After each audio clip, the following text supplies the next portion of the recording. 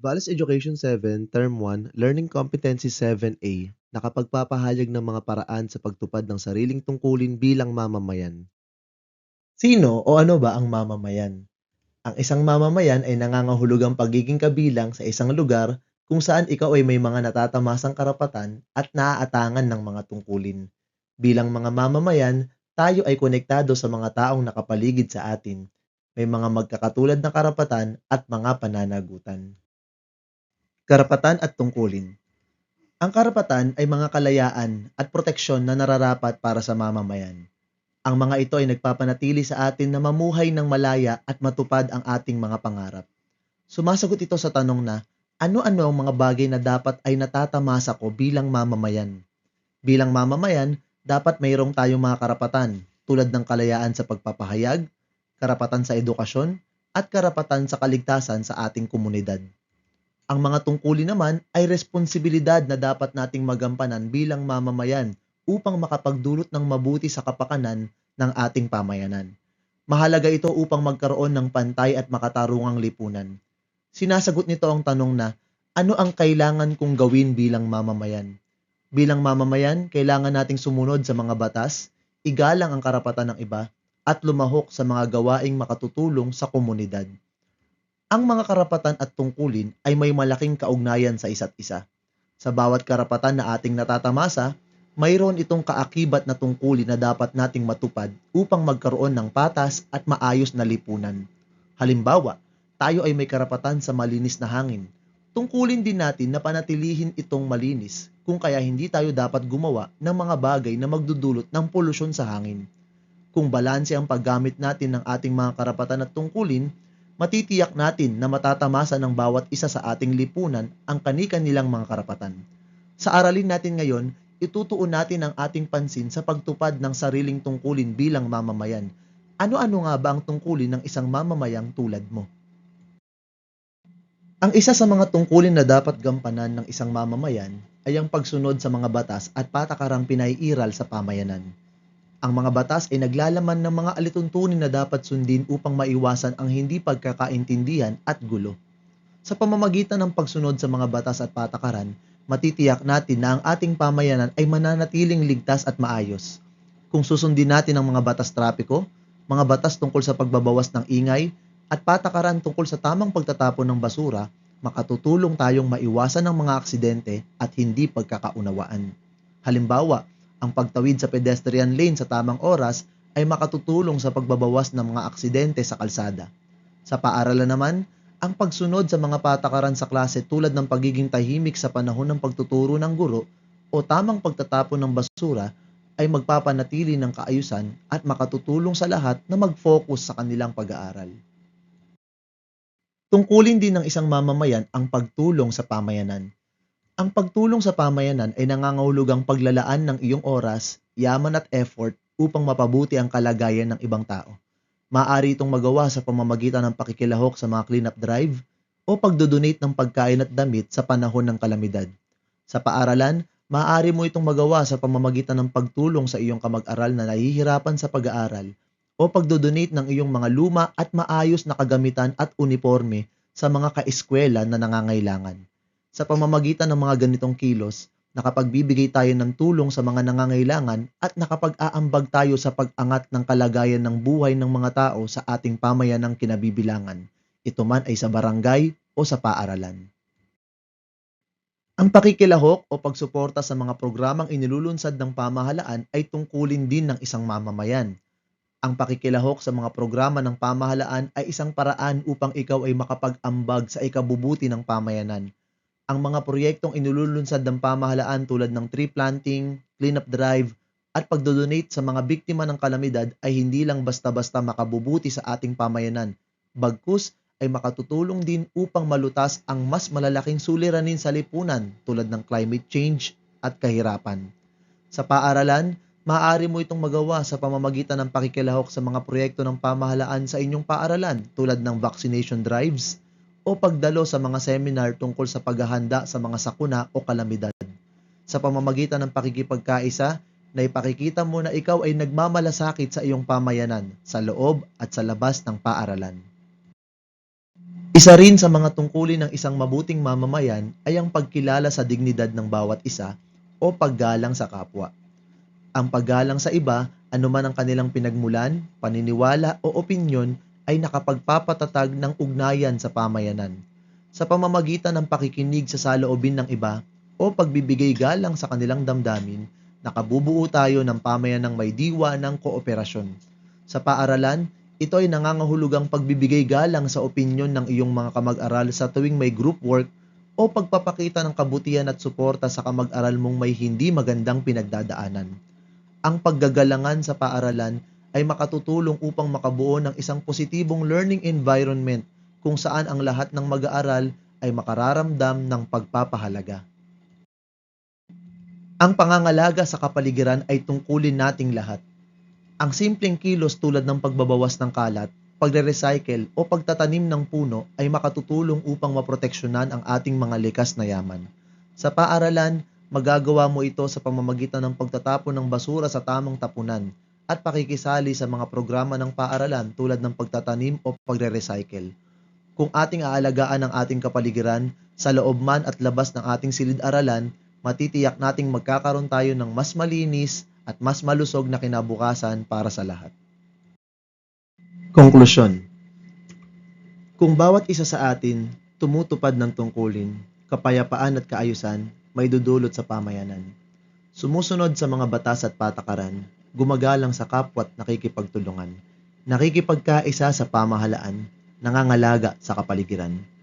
Mga maliliit at simpleng paraan, subalit may malaking pakinabang. Kung tungkulin ay gagampanan, ating mga suliranin ay malulunasan. Kaya huwag ipagwalang bahala. Ikaw ay may magagawa. Kahit na sa edad ay bata pa, may maiaambag ka na. Ang pagiging responsableng mamamayan ay nangangahulugang pagtupad ng iyong mga tungkulin. Ito man ay pagsunod sa batas, pagtulong at paggalang sa iba, pangangalaga sa kalikasan o pakikiisa sa pamahalaan. Ang lahat ng ito ay nakapag-aambag sa kapayapaan, kaayusan at pag-unlad sa pamayanan. Ganito rin ang maibubunga sa paaralan kung ang lahat ay susunod sa mga patakaran, tutulong sa kamag-aral at mangangalaga sa kapaligiran. Sa paggawa ng maliliit at mapanagutang kilos sa paaralan, matututo tayong maging mabuting mamamayan at handa sa tunay na pakikipamuhay sa lipunan. Bawat kilos, maliit man o malaki, kung gagawing sama-sama at naayon sa tungkulin, makalilikha tayo ng mas mabuting pamayanan. Pagsasanay. Isulat ang T kung ang pangungusap ay wasto o M kung hindi wasto. 1. Ang pagsunod sa mga batas at patakaran ay makatutulong sa pagpapanatili ng kaayusan at kapayapaan sa pamayanan. 2. Ang paggalang sa kapwa ay hindi kinakailangan dahil ang mahalaga ay ang pagsunod sa mga batas at patakaran. 3. Ang pagsali sa mga cleanup drive ay nakatutulong upang makapaganda ang kapaligiran. 4. Ang pagiging mabuting mamamayan ay nangangahulugang pagtulong lamang sa iba kung ito ay may pakinabang sa iyo. At 5. Ang pangangalaga sa kapaligiran ay pananagutan ng bawat mamamayan. Values Education 7, Term 1, Learning Competency 7B, na ipaliliwanag na ang pagtupad ng sariling tungkulin bilang mamamayan ay pakikibahagi niya sa pagpapabuti at pagpapatatag ng bayan para sa kapakinabangan ng mga mamamayan. Pagkamamamayan. Ang pagiging mamamayan ay nangangahulugang ikaw ay bahagi ng isang pamayanan. Ito man ay bansa, lungsod o barangay. Hindi lang ito pagkakaroon ng pakinabang sa pamayanang kinabibilangan, kundi kinapapalooban din ng pagtupad sa mga tungkulin upang makatulong sa ikabubuti ng bawat isa. Karapatan at tungkulin. Bilang mga mamamayan, mayroon tayong mga karapatan tulad ng karapatan na maging ligtas sa alinmang uri ng karahasan o magkaroon ng ligtas na kapaligiran, karapatang matuto sa pamamagitan ng pag-aaral, at karapatang makatanggap ng paggalang mula sa iba. Subalit ang mga karapatang ito ay may kakambal na tungkulin o pananagutan, tulad ng tungkuling sumunod sa mga batas o patakaran, tungkuling tumulong sa kapwa, at tungkuling makilahok sa mga programang inilulunsad ng pamahalaan.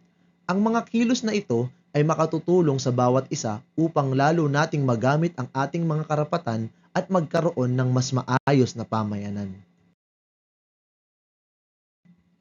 Ang pagtupad ng bawat mamamayan sa kani-kaniyang tungkulin ay may malaking kaugnayan sa pagpapabuti at pagpapatatag ng bayan.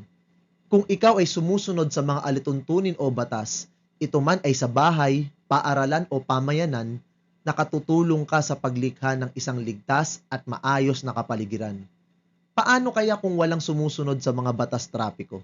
Ang mga kalsada ay magiging magulo at mapanganib. Gayon din sa paaralan, ang pagsunod sa mga alituntunin ay makatutulong upang ang bawat isa ay makapag-focus sa pag-aaral. Sa pagsunod sa mga alituntunin, patakaran o batas, nakapag-aambag tayo sa pagkakaroon ng mapayapa at produktibong pamayanan na mabuti para sa bawat isa. Ang pagtulong sa iba, kahit sa maliit na paraan, ay nakatutulong na lumikha ng mapagkalingang pamayanan. Kung ang nangangailangan ng tulong mo ay ang kamag-aral na nahihirapang umunawa sa aralin o ang kapitbahay na nahihirapan sa kanyang gawain sa bahay, ang pagtulong ay nagpapalaganap ng kabutihan at nagpapagaan ng buhay para sa mga taong nakapaligid sa iyo. Kung ang bawat isa ay magtutulungan, makabubuo tayo ng lipunan ng mga taong may malakas na ugnayan at magdudulot ito na maramdaman ng bawat isa na sila ay napakahalagahan. Ito ay nakabubuti o makabubuti para sa bawat isa sa pamayanan.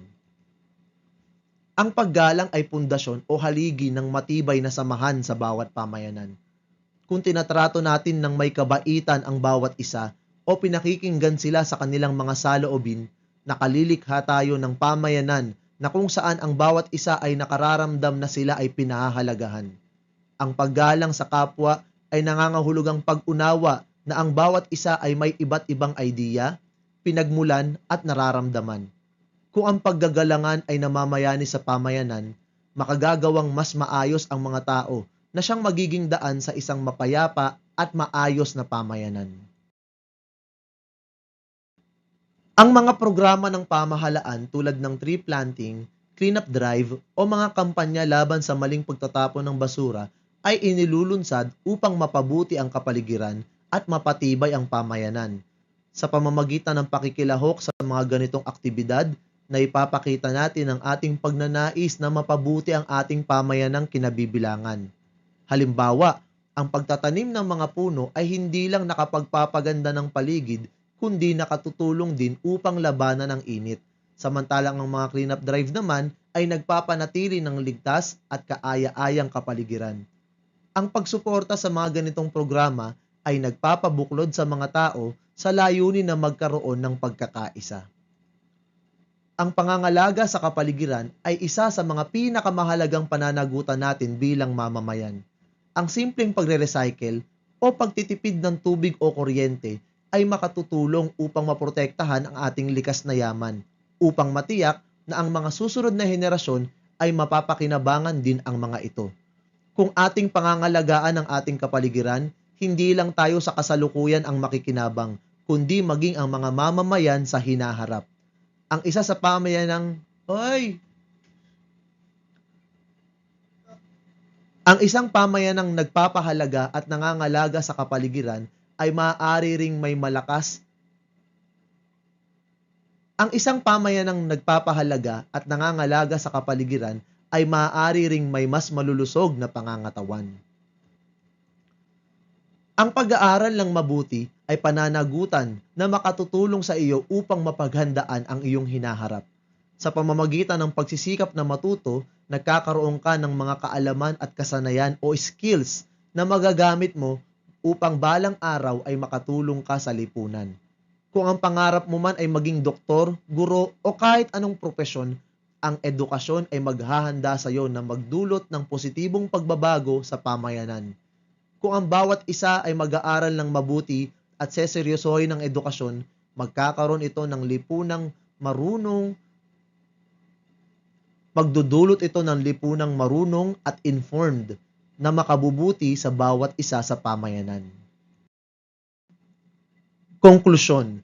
Sa pamamagitan ng pagtupad sa mga sariling tungkulin bilang mamamayan, nakatutulong tayo na bumuo ng isang mas malakas at mas masayang pamayanan. Lahat ng positibong kilos na iyong gagawin, kahit na gaano ito kaliit, makatutulong ito upang gawing mas kaaya-ayang lugar ang pamayanan para sa bawat isa. Values Education 7, Term 1, Learning Competency 7C, na ilalapat ang mga paraan ng pagtupad ng sariling tungkulin bilang mamamayan tulad ng paggalang sa mga karapatan ng kapwa, pagsunod sa mga batas, pagiging mabuting pinuno at tagasunod. Ang isang mabuting mamamayan ay may papel na ginagampanan sa pamayanan at tinutupad ito sa ikabubuti ng nakararami. Mahalaga ang pagsunod sa batas, subalit hindi lang ito ang batayan ng pagiging mabuting mamamayan. Isipin mo ang isang pamayanan na ang bawat isa ay masunurin sa batas, subalit hindi gumagalang sa karapatan ng iba, tulad ng pagpapatugtog ng malalakas na musika kahit anong oras. Ito ba ay nararapat? Ang isang mabuting mamamayan ay sumusunod sa batas at gumagalang sa karapatan ng kapwa. Ating alamin, ano-ano nga ba ang katangian ng isang mabuting mamamayan? Ang isang mabuting mamamayan ay gumagalang sa karapatan ng iba. Ang bawat isa ay may karapatang maging ligtas, magkaroon ng pribadong buhay at magpahayag. Ang paggalang sa karapatan ng iba ay nangangahulugang pagtitiyak na ang ating mga kilos ay hindi makasasakit o makapipinsala at hindi makakaapekto sa kalayaan ng ibang tao. Ang paggalang sa karapatan ng iba ay hindi lamang nangangahulugang pagiging mabait, kundi pagkilala sa kanilang mga karapatan. Ang bawat isa ay may karapatang maging ligtas. Ito man ay sa tahanan, paaralan o pampublikong lugar. Ito ay nangangahulugang dapat tiyakin natin na ang ating mga kilos ay hindi makapipinsala o makasasakit sa iba, physical man o emosyonal. Ang privacy o pagkakaroon ng pribadong buhay ay mahalaga sapagkat pinahihintulutan nito ang bawat tao na magkaroon ng kontrol sa mga personal na impormasyon sa kanilang buhay. Ang paggalang sa privacy ng isang tao ay nangangahulugang hindi panghihimasok sa kanilang buhay. Halimbawa, naiwan ng kamag-aral mo sa silid-aralan ang kanyang phone na naka-unlock. Kahit na ikaw ay curious, hindi mo dapat pakialaman ang mga messages o larawan niya.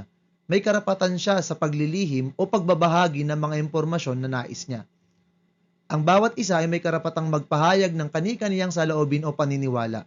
Ang kalayaan sa pagpapahayag ay nagpapahintulot sa tao na magbahagi ng kanilang opinyon, kahit na ito ay iba sa opinyon ng iba. Mahalagang pakinggan natin ito, kahit na hindi tayo pabor sapagkat karapatan ito ng bawat isa. Ang isang mabuting mamamayan ay sumusunod sa batas. Ang mga batas ay nilikha upang protektahan ang karapatan ng bawat isa sa pamayanan. Sa pagsunod sa mga ito, nakatutulong tayong mapanatili ang kapayapaan, kaayusan at pagkakapantay-pantay sa lipunan. Kung ang bawat isa ay susunod sa batas, maiiwasan ang mga pagtatalo na nagdudulot ng mas malaking problema. Halimbawa, sa basketball, kung walang alituntunin o rules, ang larong ito ay magiging magulo. Tulad ng sports, ang mga batas sa ating pamayanan ay nakatutulong upang mapanatili ang kapayapaan. Ang mga batas ay dahilan kung bakit nagkakaroon ng kaayusan sa pang-araw-araw nating pamumuhay. Kung walang batas, maaring ang mga tao ay kumilos ng hindi iniisip ang kapakanan ng iba at magdulot ito ng kaguluhan. Tingnan natin ang mga batas trapiko. Kung walang mga traffic light o pedestrian crossing, ang mga tao at sasakyan ay palaging nasa panganib ng aksidente. Sa pamamagitan ng pagsunod sa mga batas trapiko, natitiyak natin na ang bawat isa ay makapaglalakbay ng ligtas at magiging maayos ang lahat. Ang mga batas ay nakadisenyo upang protektahan ang karapatan ng bawat isa ng pantay-pantay, anuman ang kanilang pinagmulan, paniniwala o kasarian. Sa pamamagitan ng pagsunod sa batas, natitiyak natin na walang sinuman ang natatrato ng hindi tama. Tulad sa paaralan, ang mga guro, mag-aaral at non-teaching personnel ay may kani-kaniyang patakarang sinusunod. Ang patakarang ito ay magsisiguro na ang bawat isa ay matatrato ng pantay, tulad ng pagbibigay ng pagkakataon sa mga mag-aaral na makilahok sa mga gawain ng walang favoritism. Ang isa pa sa mga katangian ng isang mabuting mamamayan ay ang pagiging mabuting pinuno. Ang isang mahusay na pinuno ay gumagalang sa karapatan ng bawat isa, nakikinig sa bawat isa, at gumagawa ng mga pagpapasyang makabubuti sa bawat isa o sa nakararami. Ang pagiging pinuno ay hindi tungkol sa pagbibigay ng mga utos, kundi pagiging mabuting halimbawa sa mga nasasakupan, kasapi ng pangkat o tagasunod. Halimbawa, ikaw ang naatasang maging pinuno sa isang group project. Maaaring gumawa ka ng desisyong papabor o madali para sa iyo. Subalit ang isang mabuting pinuno ay nakikinig sa idea ng kanyang mga kasama at nagtitiyak na ang bawat isa ay makapagpapahayag ng kanilang saloobin. Ang isang mabuting pinuno ay ginagalang ang karapatan ng bawat isa na makilahok.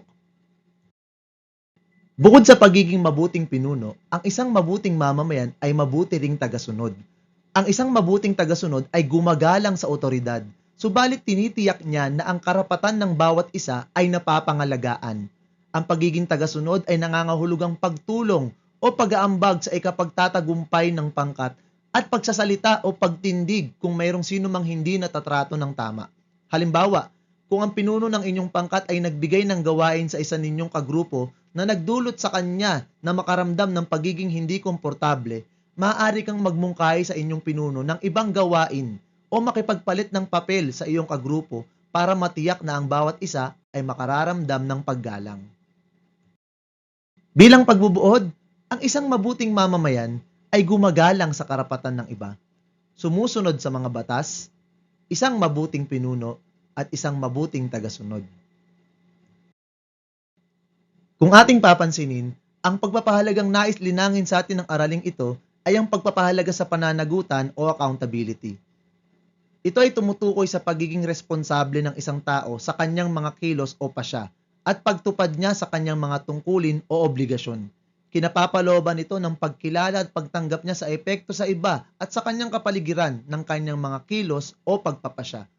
Mahalaga ang paglinang sa pagpapahalagang ito dahil isa ito sa mga pundasyon ng pagtitiwala.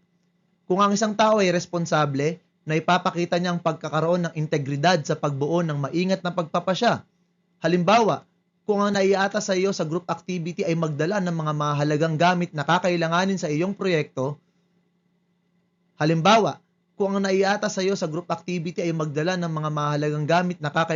iyong proyekto, at ito ay nagawa mo, na ipakikita mo ang pagpapahalaga sa pananagutan. Ang iyong pagtupad sa tungkulin ang isa sa magiging dahilan ng ikapagtatagumpay ng inyong pangkat at nagpapakita rin ito ng paggalang sa oras at effort ng iyong mga kagrupo. Isa pang halimbawa, kung nagkamali ka sa nagawa mong proyekto at agad kang humingi ng paumanhin sa iyong guro, ipinakikita mo rin ang pagpapahalaga sa pananagutan sapagkat sa halip na iniwasan mo ang problema, agad mong tinanggap na ikaw ay may pagkakamali at nagsikap na ito ay maitama. At dyan po nagtatapos ang ating aralin para sa araw na ito. Naway may natutuhan po kayo. Salamat sa panonood at pakikinig. Paalam!